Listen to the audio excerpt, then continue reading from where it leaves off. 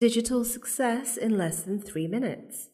I am Anya Otto. I work for Atos, which is a major IT consultancy, and I work as a workforce manager in the in-house creative agency.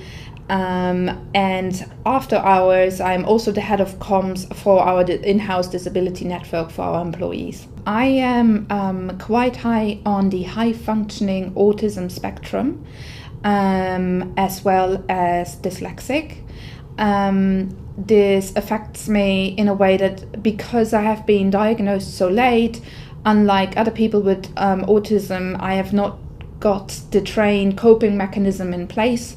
So I struggle making eye contact, and which can make face-to-face interactions a little bit daunting for me, I guess. So the best thing for my disability or impairment is not necessarily physical adjustments that you need to put in place, but things like that I'm allowed to work from home, which takes a lot of pressure off of me, allows me to, instead of talking on the phone, which makes me a bit anxious, I can type and I can think about what I want to say, and it gives you a spell checker as well. So learning new processes or establishing processes is really easy, which makes things like my job quite easy for me. I would say the biggest problem that I have is that like the majority of disabilities, which is 80% are invisible, you don't see that I have a disability.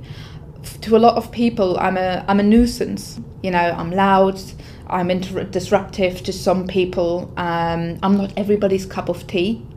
People that may be quieter in nature feel potentially like I walk over them.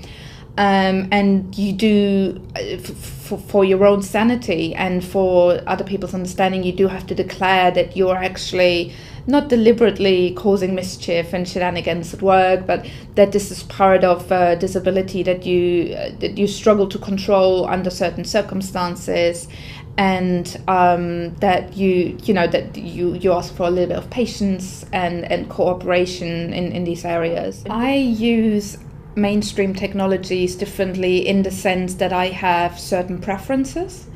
So as video conference calls and telephone conversations get me a little bit anxious and panicky, I tend to prefer typing and using either Link or Circuit as an in-house messaging tool to converse with my colleagues who are based all over the world.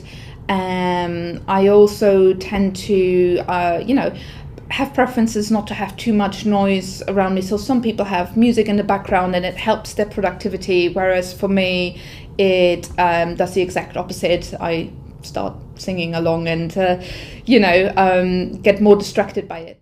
This video was produced for Business Disability Forum in collaboration with BBC and Microlink, with thanks to Anya Otto from Atos, Joanna Wotton, age, disability and inclusion expert, Nicola James from Lexic, Paul Beppy from BBC, Paul Smythe from Barclays, Ross Hovey from Lloyds Banking Group,